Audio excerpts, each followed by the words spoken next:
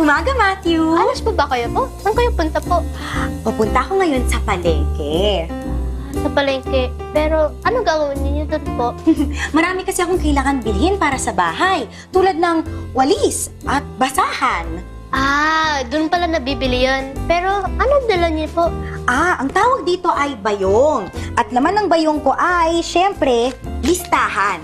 Kailangan dala ko ang listahan ko dahil malaki ang palengke. Para hindi na ako umikot-ikot doon. Nakalista dito ang dapat bilhin ko. Ipit, pantali, at kung ano-ano pa. Pagkain, nandito rin.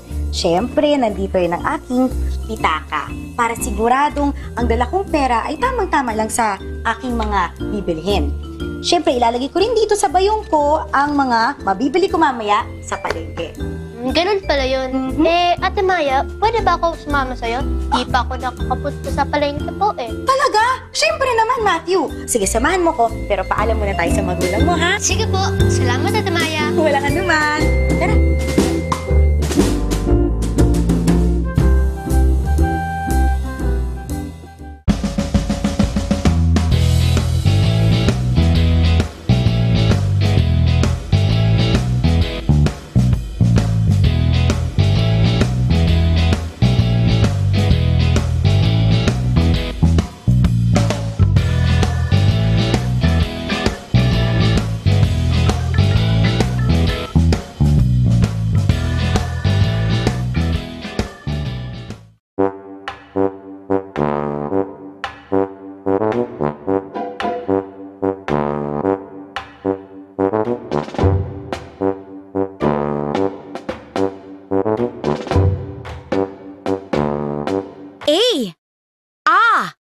Araw!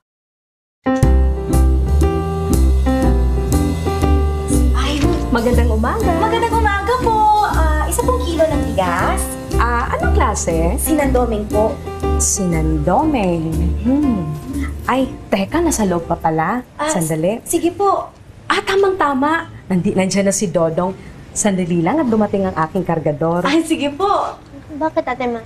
Ay, hindi ko alam. Sandali lang daw. Siguro may gagawin siyang importante. Te, ibababa ko na ba dito sa labas tong dala ko? Pakipasok muna sa loob. Pagkatapos, Dodong, pakilambas ang isang sakong sinandoming. Sige. Ubus na kasi, kailangan na aking mga mamimili. Magbubukas sana ako ng isa.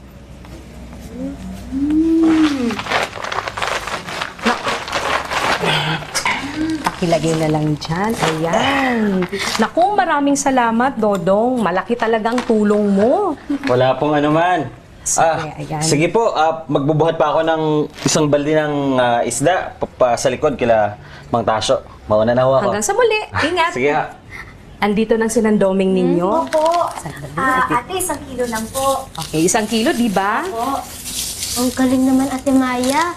Pinaghintay ka nga, pero dahil iyon, inilabas ng tao ang sako ng bigas mo. Iha, Matthew, si Dodong ay isang kargador. Katulong namin siya sa palengke. Alam niyo naman, sa palengke, mabibigat at malalaki kadalasan ang mga gamit dito at saka mga produkto. Na kadalasan din ay nanggagaling sa mga fish port at saka sa mga bukirin. Kaya kailangan namin talagang tulong nila. Oo.